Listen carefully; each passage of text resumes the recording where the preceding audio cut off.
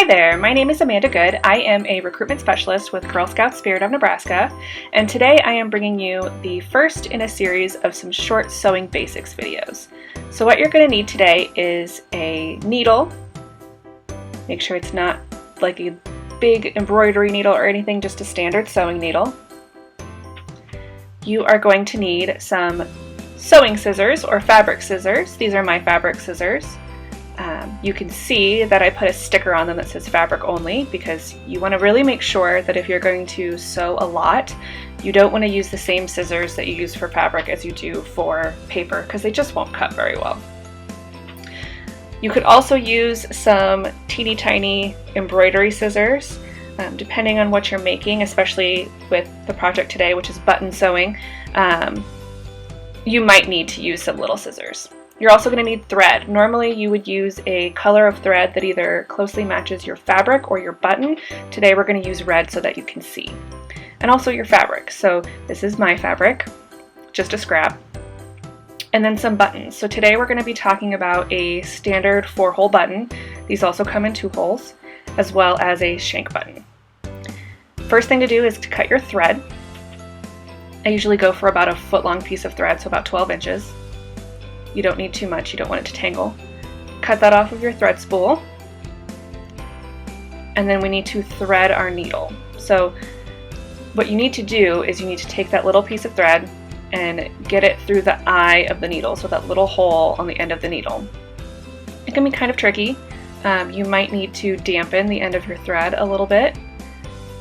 You can see I'm kind of struggling there with it, but you just want that thread to go right through that hole so you can kind of string your needle on like you're putting a bead on a necklace. If that's really tricky, you can use one of these guys. They're called a needle threader. They come pretty standard in every sewing kit. It's just a piece of metal with a little loop of wire on the end. You want to slip that wire through the eye of your needle and put the needle on first. Then you're going to put your thread through that wire loop. So needle first, thread second.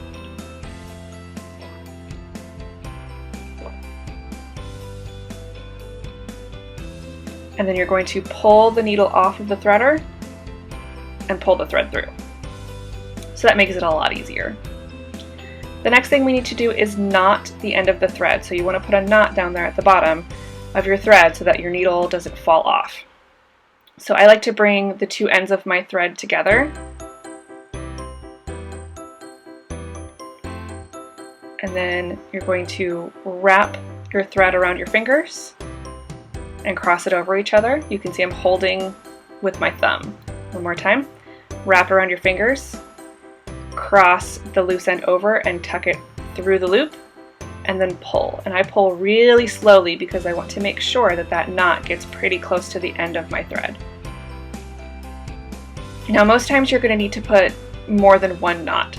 You can see my needle is threaded there on the thread. Is not going anywhere, but when I pull it through my fabric, that knot's not going to be big enough. It's just going to go right through it with it. So I am going to add another couple knots. Go real slow. Make sure you tie your knots around each other. You want to stack them on top of each other. One more time.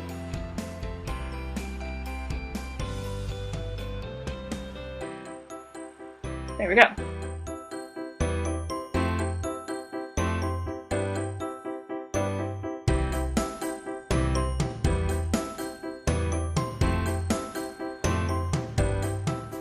Alright, so buttons. I have 2 buttons here.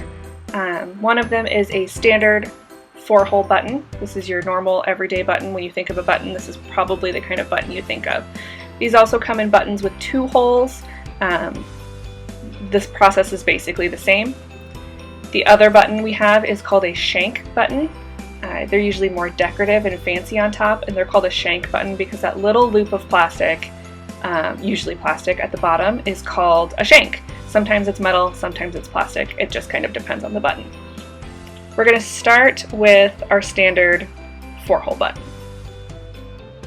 So you're going to pick up your button and your fabric or clothing item that you're going to sew it to. So like if you have a button that falls off of a shirt or a jacket, and you can kind of decide which side of the button you want facing out, which side you like better, and you're going to hold your button to your fabric on the front side.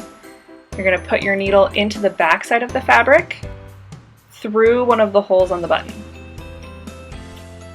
Pull it taut and tight so that knot is against the back of the fabric and isn't coming through the front.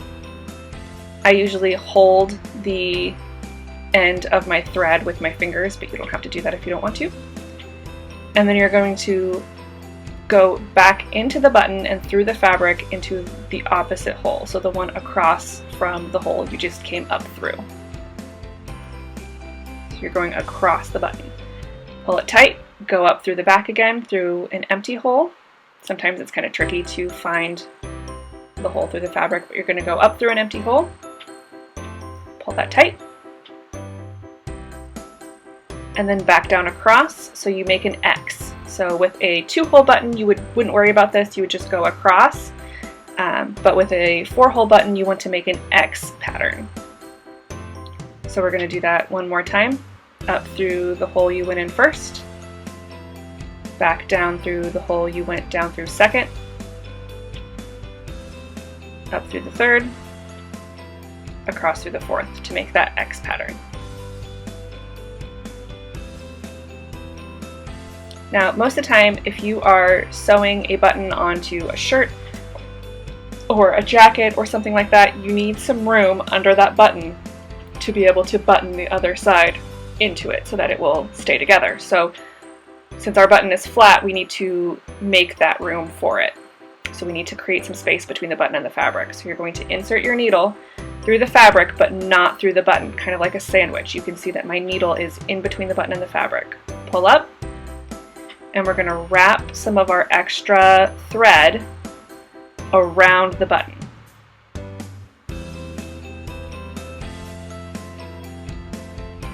So you're creating space between the button and the fabric by wrapping your thread around there. You don't need to do it too much. If your fabric is very thick, you might need to do it more. If it's thin, you might not need to do it at all. Then we're going to pull up through one of the holes in the button, go back down through the button and the fabric together, pull it tight, and then we'll finish it off. Now the back of my fabric looks a little messy because I was rushing a little bit, but it's not too hard to keep it neat. To make a knot, you're going to insert your needle under some of those threads, push it through, and you're going to slowly pull so that it makes a loop, just like that. Slip your needle through the loop, pull tight. Do that a couple more times. So needle under the threads, pull to create a loop, slip your needle through the loop, pull tight. And then you can take your scissors and clip that off.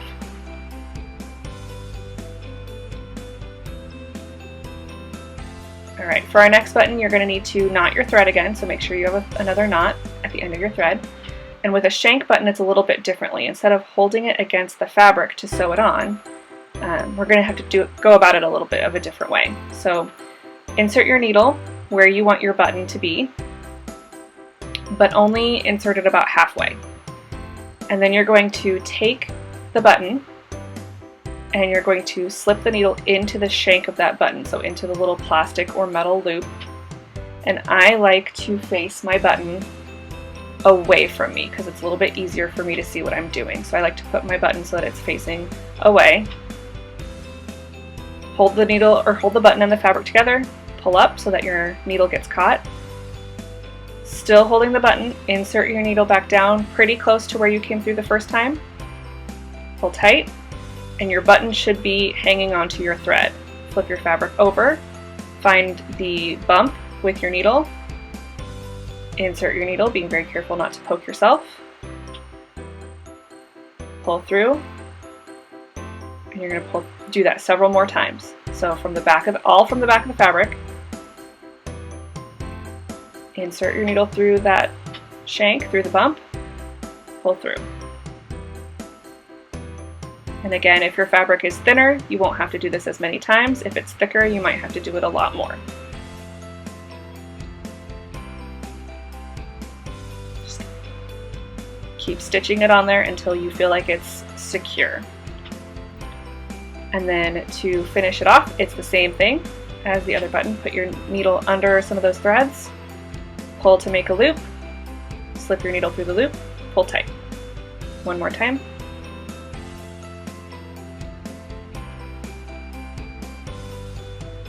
And then you can snip off your extra thread and your needle. And there we have it, 2 different kinds of buttons.